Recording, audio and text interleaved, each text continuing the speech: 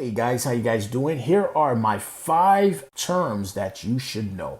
Now, before we start, I would like to thank you for selecting this videos, and I would really appreciate if you can help me out by smashing that like button and subscribe and turn on notifications so that you can be the first one to get these videos. Okay, let's get started. Here are my 5 terms you should know in real estate. Understanding these terms can help you be more efficient, effective, and send the message to loan officers and other real estate people that you know what you are doing and they can feel comfortable working with you. Of course, there are many other terms, but here are my top 5 terms I think you should know. Okay, number 1. NOI. NOI stands for net operating income. It is your income minus your expenses. This does not include your mortgage. Now, just in case you are wondering, the formula for NOI is NOI equals RR, which stands for real estate revenue, minus OE, which stands for operating expense.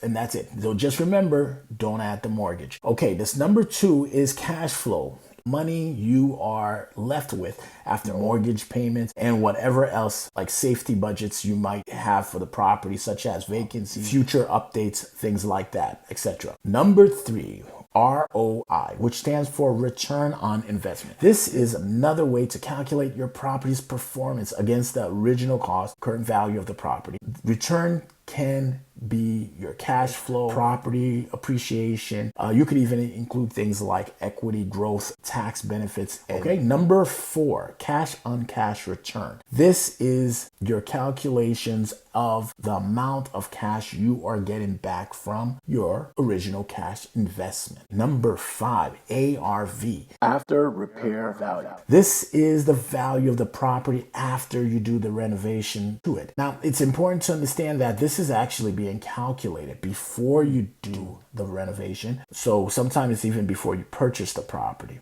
This is a good way to keep you on track so that you don't go over, improve the property and lose your money. This is very useful for flippers and property developers, basically people who intend to sell the property once they're done and they get it ready. Okay, now I do have a bonus for you guys, and that bonus is cap rate. Cap rate stands for capitalization rate. It is the NOI divided by the cost of the property. The cap rate will be in the form of a percentage. This percentage number is very useful. It's a quick way for real estate investors to kind of figure out what is the value of a property in a given area. It pretty much tells you what you expect to make also. Then what you can do is factor in your mortgage payment, and then you figure out what you're going to make. This can speed up your property search tremendously and help you avoid wasting your time and other people's time. And that's it for today. I do plan on coming out with a video for each of these terms where we will go more in depth in each one and kind of like maybe do some calculations, or maybe I can put some of the more formulas of how to calculate with using them. I thank you guys for watching. I would love to know what terms you think is important to know, so comment below.